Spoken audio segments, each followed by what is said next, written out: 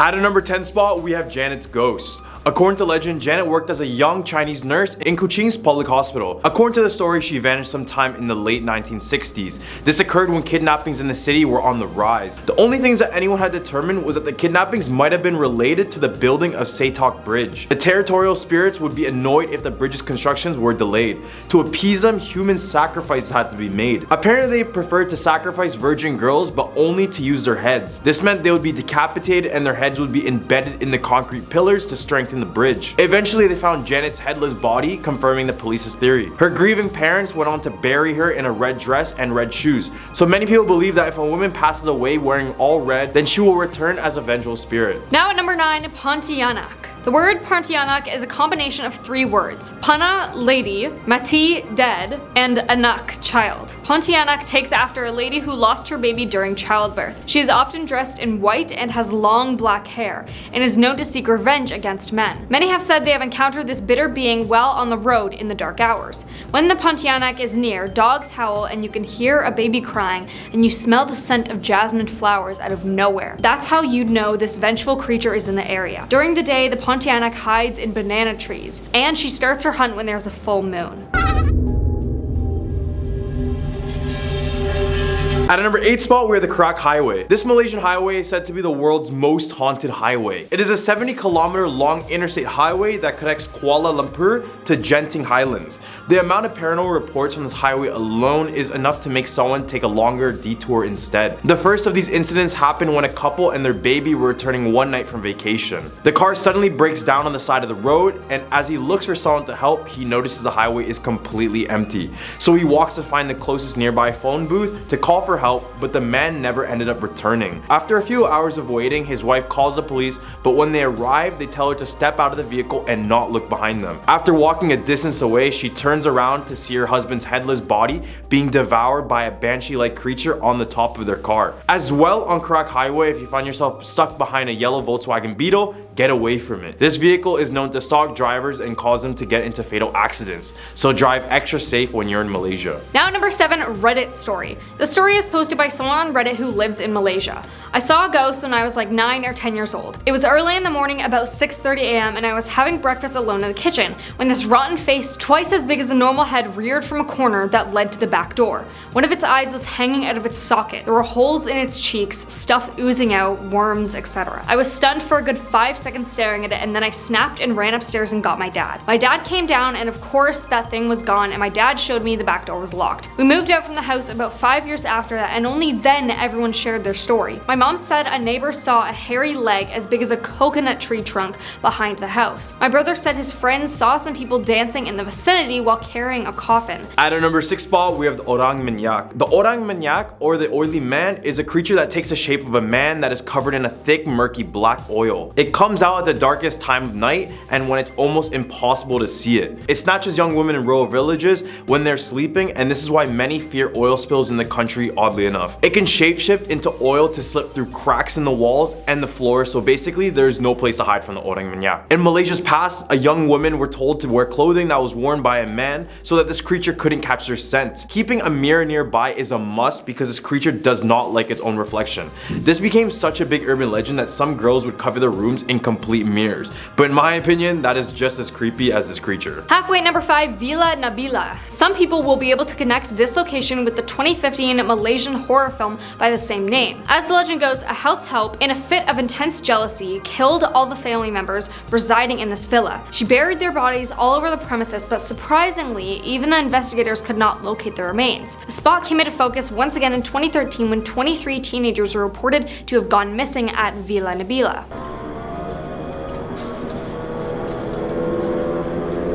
At a number 4 spot, we have Pulau Jerijak. I'm so sorry if I mispronounced that. Pulau Jerijak is a small island located alongside Perang Island, and if the shark-filled waters wasn't enough for you to avoid this place, then maybe the ghosts of former prisoners may. This island mainly served as a place to keep the sick, the poor, and the bad. For example, people suffering from leprosy and tuberculosis were thrown onto this island to isolate themselves from others. Reports claim that over 1 million people were crammed on this island to quarantine, and over 5,000 people passed away. Then in 1969, the island transformed into a prison, except this prison would contain those arrested under the emergency ordinance, which is basically people detained without trial. So you already know this gets bad. This prison was very inhumane. Prisoners would be tortured often and left malnourished, which would later claim for their lives. Now it's said that the island contains the spirits of those left to pass away there. And since Malaysia is attempting to make this a tourist spot, many people claim to hear the screams of those tortured on this island, or others fall into a great sickness after coming from the island. Now at number 3, Pudu Jail. Jails have a history of unfulfilled wishes of freedom, much like the spirits that cannot transcend to the afterlife. Constructed during the British regime,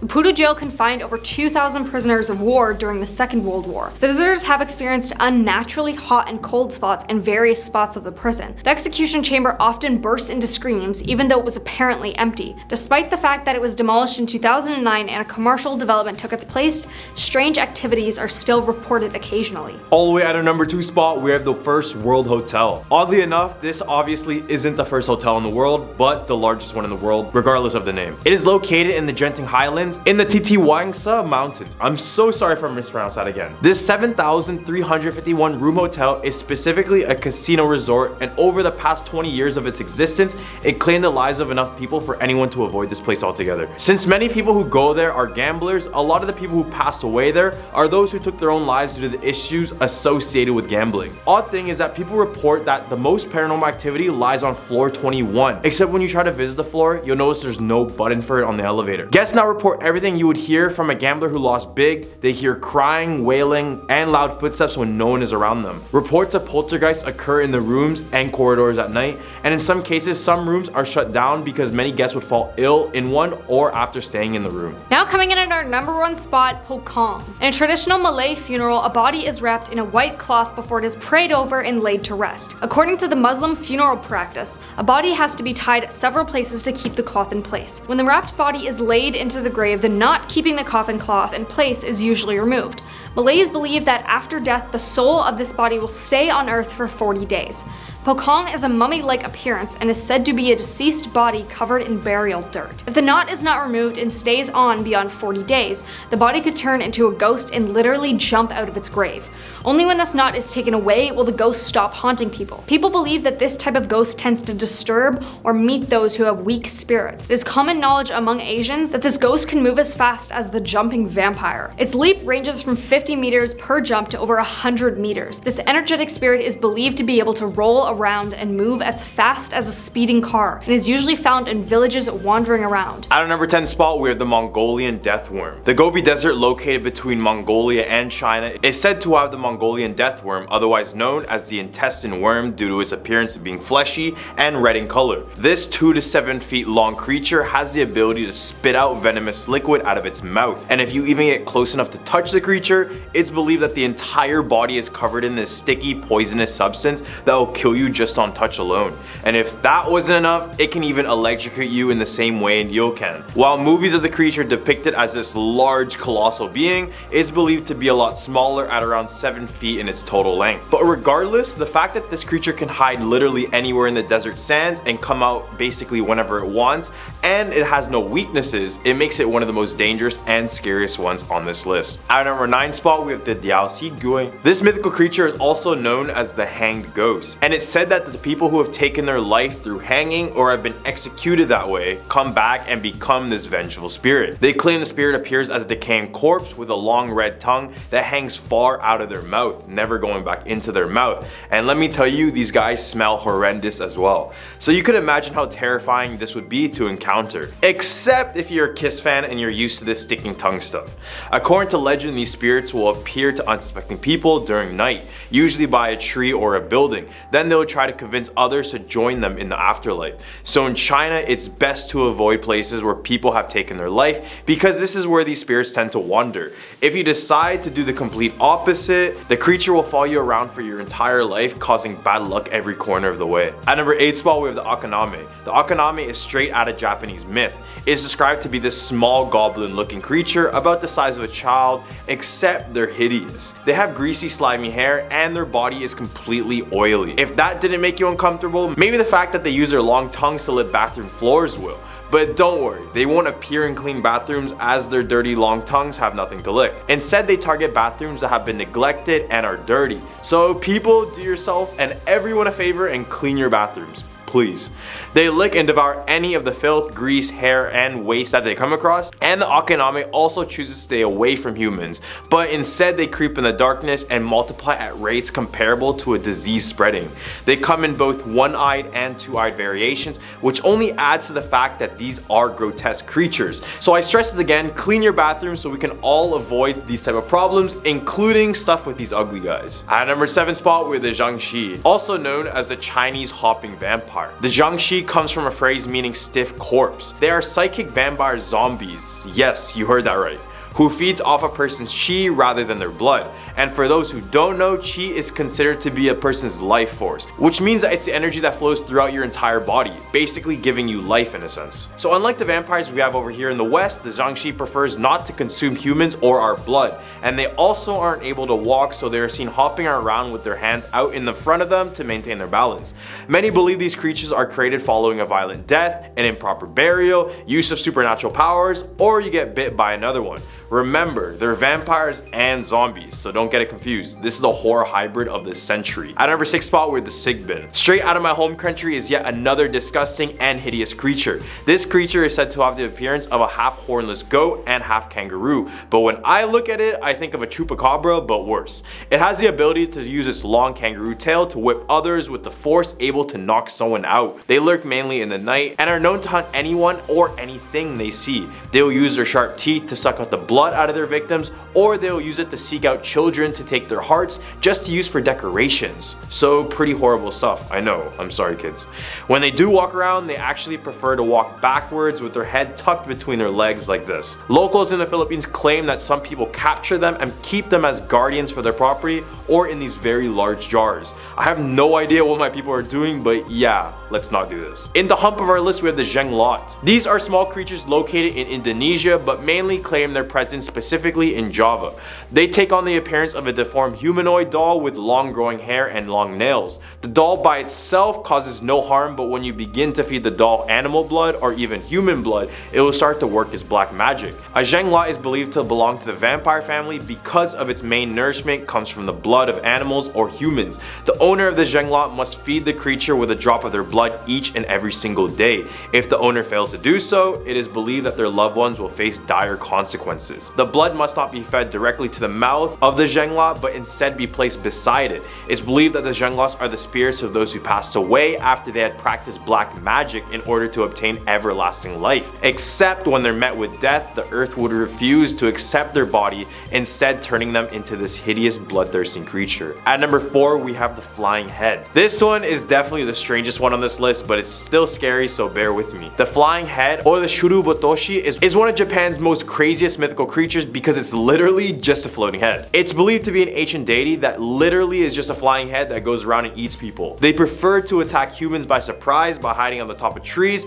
or in places where you're completely alone. When they catch up to you, they will drop quickly to the ground like a stone, either squishing you to death or trapping you in its mouth to chew you right after. Either way, you will pass away. If you do manage to evade them, they will stop at nothing to get you and will do so while laughing uncontrollably, which only makes this encounter that much more terrifying. At number 3 spot, we have the Taoti. These creatures from Chinese mythology are definitely one of the most hideous looking creatures from this list of creatures. And we know how beautiful China makes some of these creatures, so this one was just a surprise. They are considered to be one of the 4 evil creatures of the world due to its malevolence and destruction as a creature. If you ever wanted to see these boys in action,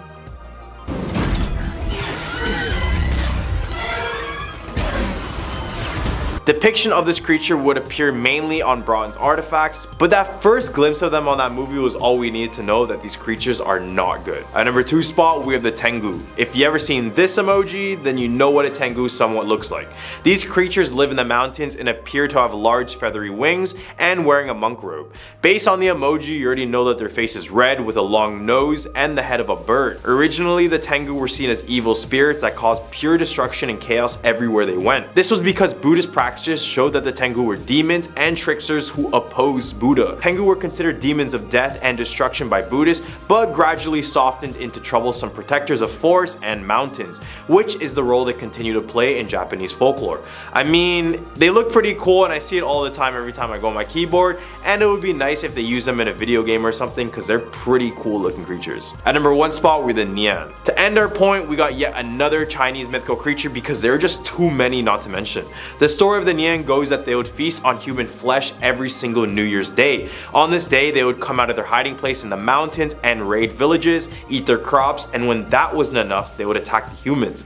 Except they would begin to notice that the creature would run away by the end of the night when they started to celebrate New Year's. They started to believe it was because they used a lot of the color red, which was the same color as the Nian, which could have acted as intimidation. They also noticed that fire and a lot of noise would scare away the creature, so every single year the festivals got bigger and louder to frighten the beast away for good. The Nian is described as being a flat-faced lion with the body of a bull and the horn of a unicorn, and ever since the Nian has been used during the festivals to commemorate the once terrifying creature. Starting off this countdown at number 10, the Singapore Stone.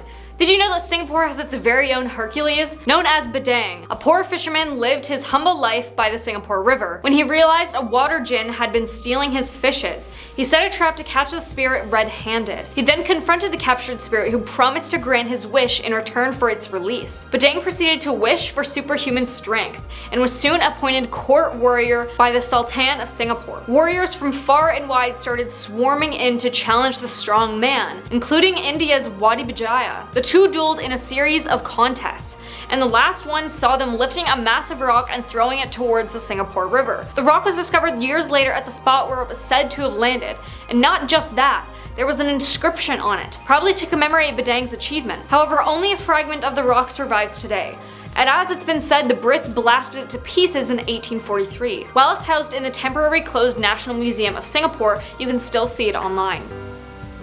Barely a meter wide, the Singapore Stone is a fragment of a large sandstone slab that once stood at the mouth of the Singapore River.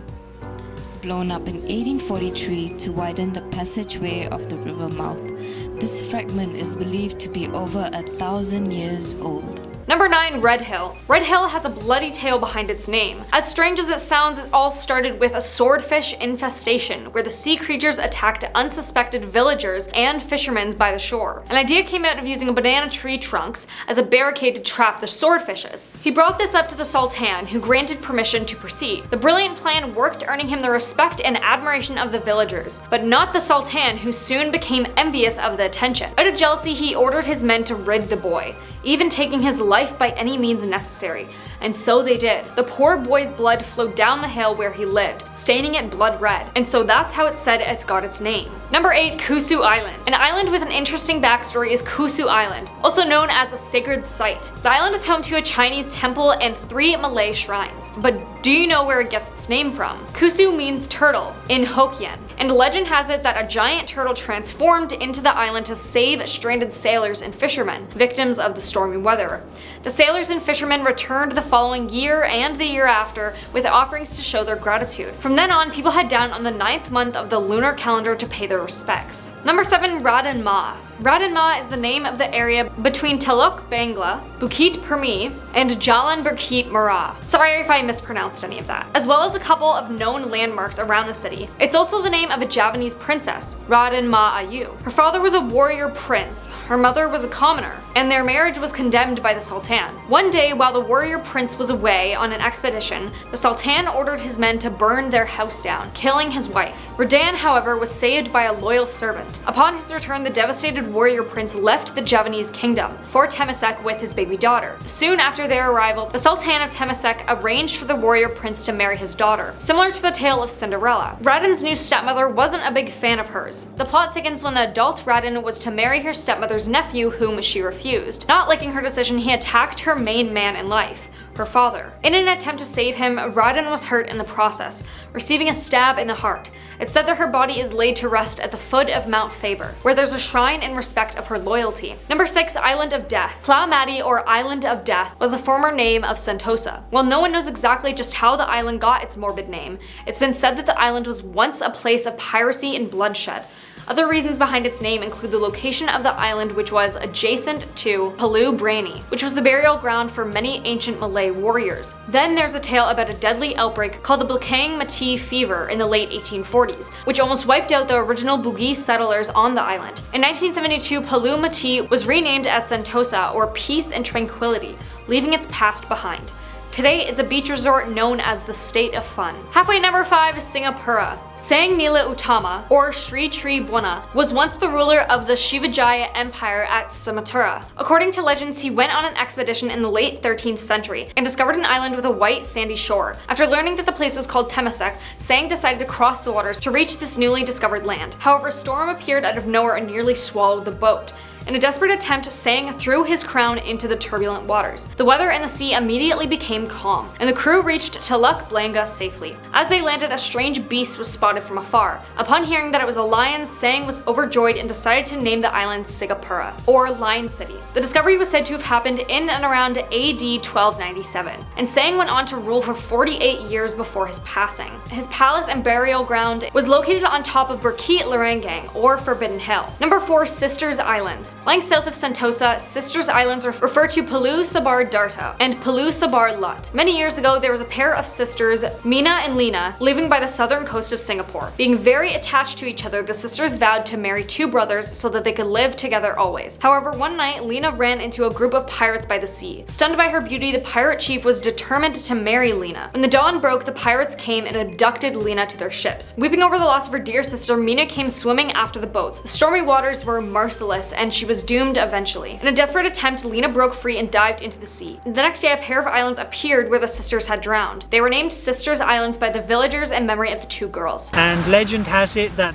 the next day, after the storm had subsided, Sisters Islands had appeared in the position where the 2 sisters were last seen. Number 3, Underwater City. Legend has it that Sang Nila Utama was the child between an adventurer king and a princess of an underwater kingdom, like we talked about before. Supposedly, Sang's father Raja had a glass case created for him to descend into the sea because he was curious about what lies beneath the calm waters. He sank into a country called Dika and was greeted by a race of men, and was later taken to meet the ruler of this underwater wonderland. And that's exactly how he met Sang's mum, Princess Mathabu Labari. This world under the sea, however, is scarcely ever mentioned in history books. Number 2, the Merlion. One night, the villagers living by the southern coast of Tesamek were awakened by the howling winds and crashing waves. The dark clouds blocked out the lights of the moon and the stars, turning the world in complete darkness. It was as though the island of Tesamek would be sunk by the raging sea. The terrified villagers got down on their knees and prayed. During this moment, a bright light was observed emerging from the southern waters. A massive creature, half lion, half fish,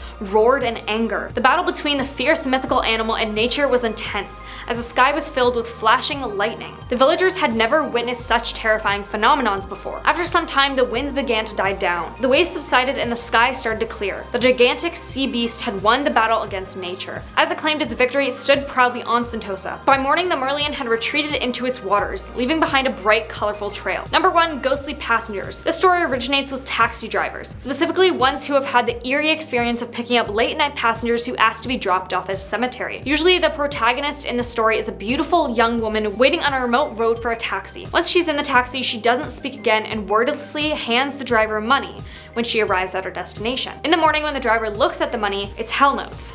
Money burnt as an offering have replaced the Singaporean bills. Number 10, the cursed Kleenex commercial. In 1986, Kleenex released a commercial in Japan that has sparked a series of disturbing urban legends. The ad featured a woman in white and an ogre-looking child sitting on a pile of hay and enjoying Kleenex tissues while the song It's a Fine Day by Jane and Barton played in the background. While almost instantly after the commercial was aired, TV stations and Kleenex corporate allegedly began receiving complaints about the ad, which many found very unsettling. Some people claim that the entire film crew met untimely deaths in freak accidents following this, while others said that the child in the commercial had passed away immediately after filming. There are also rumors that the actress Kaiku Matsuzaka had either passed away or been committed to a psychiatric hospital or even became pregnant with a demon baby following the commercial.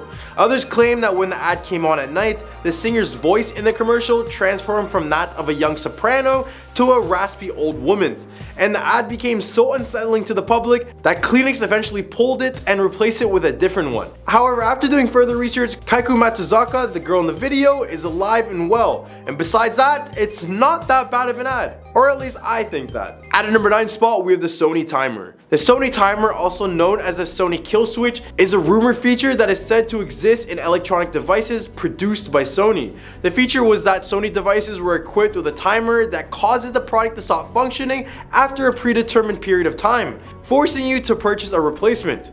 Considering the stuff we know about the Apple updates slowing your phone down, this is really not a surprise now.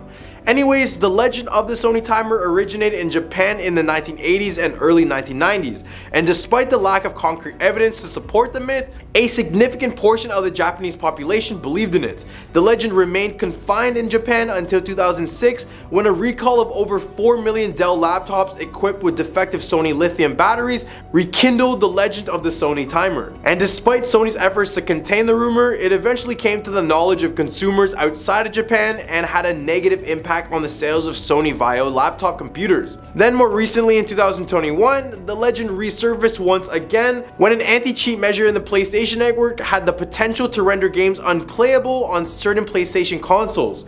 But much of this is still speculation, and such a thing is not confirmed whether or not it truly existed, but we really know that they try to make our devices bad, so they want us to buy a replacement. We all know that. At a number 8 spot, we have the Alice killings. The Alice killings remain one of the most mysterious and unsolved serial killings in Japanese history. From 1999 to 2005, 5 killings took place, each with a calling card left at the scene by the killer. More specifically, a playing card with the word Alice would be written on it on the victim's blood. The victims were diverse, ranging from a restaurant owner to a high school student to a college student to a nurse. However, they all shared the eerie and gruesome playing card left at the scene of their murders. The first victim, Sasaki Megumi, was a 29-year-old restaurant owner known for her strong personality and excellent cooking. She was last seen alive walking home from a party, and the next morning her body was found in the woods, torn apart and impaled on tree branches, with the Jack of Spades card found in her mouth. The second victim, Yamane Akio, was a singer whose body was found in a bar, his vocal cords ripped out and a gunshot wound to the head. The King of Diamonds card was found in his hands. The third victim, Kai Sakura, was a high school student whose body was found in a shallow grave, mutilated and with a crown sewn onto her head.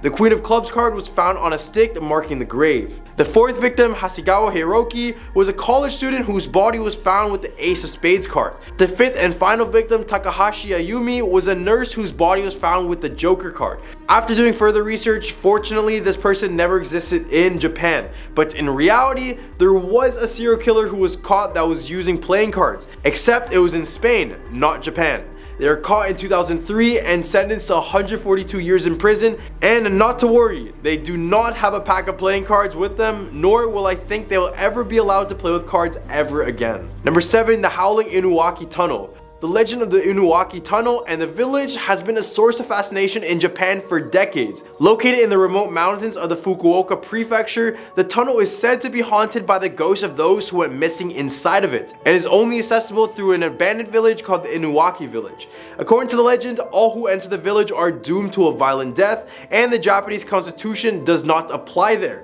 The legend of the Inuwaki Tunnel and village may have been inspired by a real-life murder that took place in the tunnel in 1988. According to the story, a group of teens kidnapped, robbed, and tortured a young man before burning him alive in the tunnel. The tunnel, being remote and rarely used by traffic, was a popular spot for gangs, and the brutal murder likely contributed to the creation of the legend in the first place. Today, the tunnel is considered one of the most haunted places in Japan, with large concrete bricks blocking its entrance, but that hasn't stopped adventurers from trying to enter it. Locals say that electronic devices and even their cars often break down when they're around this tunnel, and that others sometimes hear the sounds of barking dogs and ghostly screams emanating from deep inside of the tunnel. The legend has inspired numerous films and books and other sorts of media, including the 2020 film Howling Village from Ju-on creator Takashi Shimizu. Number 6, the Yaomaoba. Ever wanted to take a hike in the mountains of Japan? Well, just be on the lookout for the Yaomaoba, also known as the Mountain Witch, who supposedly resides in these elevated regions of the country.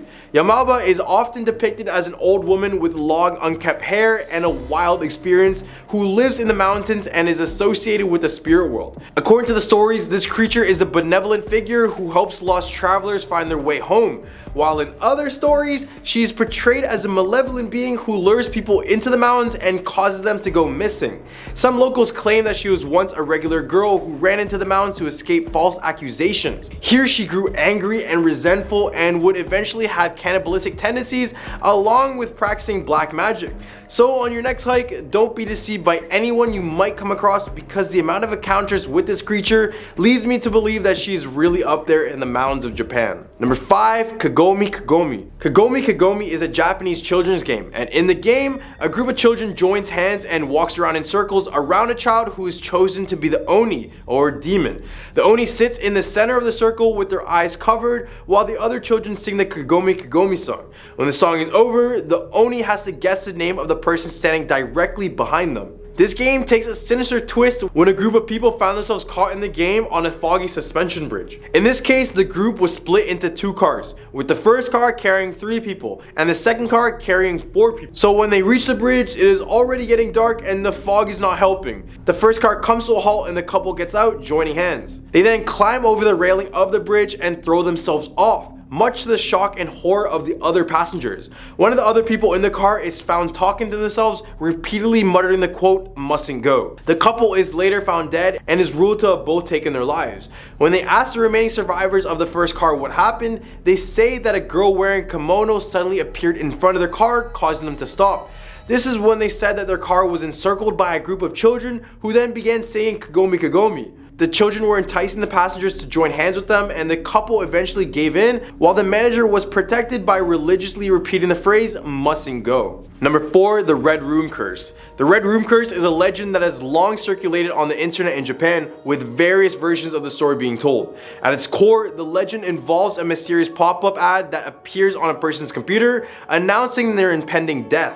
According to the most common version of the legend, while browsing the internet, the victim will be presented with a pop-up featuring a black text on a red background that says, "Do you like blank?" When the victim tries to close the pop-up, it reappears with the text changed to "Do you like the red room?" and the screen turns red, displaying a list of names of the red room's victims. After seeing the pop-up, the victim will sense a mysterious presence behind them and then lose consciousness. They will later be found dead in their home, with the walls of the room in which they are discovered painted red with blood. The origins of the legend can be traced back to a Japanese interactive horror animation that was uploaded to GeoCities in the late 1990s. However, the legend gained notoriety in 2004 due to the Sasebo slashing, a murder case involving a young girl who was a fan of the animation and had the video bookmarked on her computer at the time of the murder. So there is some truth to this. But what do you guys think about the curse? Real or not? Number 3, the cursed poem Tamino's Hell. Published by Japanese poet Seiju Yasu,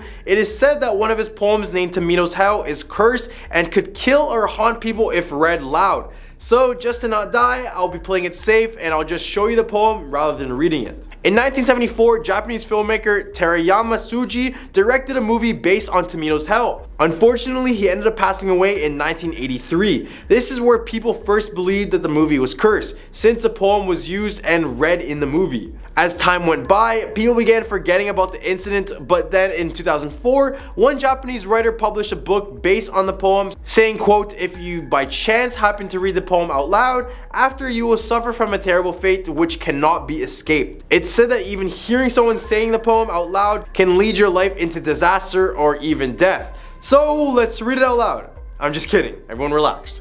Nowadays, this poem is feared internationally, but for those who remain skeptical, come on, give this one a read. Number 2, the Curse of the Colonel. This might be odd to hear, but apparently a baseball team in the Kansai region of Japan named the Hanshin Tigers are supposedly cursed by the ghost of Colonel Sanders. Yes, the founder of Kentucky Fried Chicken. According to legend, the curse was placed on the team because of the Colonel's anger over the treatment of one of his storefront statues, which was thrown in the Dotonbori River by celebrating Hanshin fans after their team victory in the 1985 Japanese Championship, which was thrown in the Dotonbori River by celebrating Hanshin fans after their team's victory in the 1985 Japan Championship Series. The curse was said to explain the team's subsequent 18-year losing streak, and many people believe that the team would never win another Japanese series until the statue was recovered. The curse has also been compared to the curse of the Bambino, which is said to afflict the Boston Red Sox until they won the World Series in 2004. Despite the supposed curse, the Hanshin Tigers have appeared in the Japan Series 3 times since the statue has been thrown into the river, losing in 2003, losing in 2005, and losing in 2014. Whether or not the curse of the Colonel Eternal is real, it has become an enduring and fascinating part of the Japanese sports legends. And also, the first time I've ever heard of the Kentucky Fried Chicken founder cursing something. Number 1, human sacrifice at the Meiuroka Castle. The Meiuroka Castle, also known as the Mist Castle, is a Hirayama-style Japanese castle located in the city of Sakai. It is considered to be one of the oldest castles in Japan and is said to be protected by a mist that appears whenever an enemy is nearby. According to the legend, the castle was built at the end of the Sengoku period in the 1500s with the use of human sacrifice known as hitobashira. The practice of hitobashira, or human pillars, was believed to appease deities and protect against natural and man-made disasters. For those who don't know, it is basically making humans into the stone pillars and the walls that make up a building. It was commonly used in the construction of large buildings such as castles, dams, and bridges. However, the story of Meiuroka's castle's hitobashira centers around a woman named Oshizu, who is a poor one-eyed mother of 2. When the construction of the castle was plagued by problems and the walls kept collapsing, a vassal suggested the use of human sacrifice. And this is when Oshizu was chosen for the sacrifice, and she only agreed to this on the condition that one of her children would be made into a samurai. Oshizu was entombed under the pillars of the castle, with stones being placed on top of her as she was slowly being crushed to death. It is said that she accepted her fate stoically, knowing that her children would have a better future as a result. After her sacrifice, the walls of the castle remained standing and the construction continued without further issues. However, the man responsible for the castle's construction, Shibata Katsutoya, did not follow through on his promise to make Oshizu's son a samurai. As a result, Oshizu's spirit returned to haunt the castle, causing the moat to overflow every spring in a phenomenon known as the Tears of Oshizu. To this day, the Meiuroka Castle is said to be haunted by the vengeful spirit of Oshizu. Some claim to have seen her ghost wandering the castle grounds or heard her haunting cries in the castle during some nights.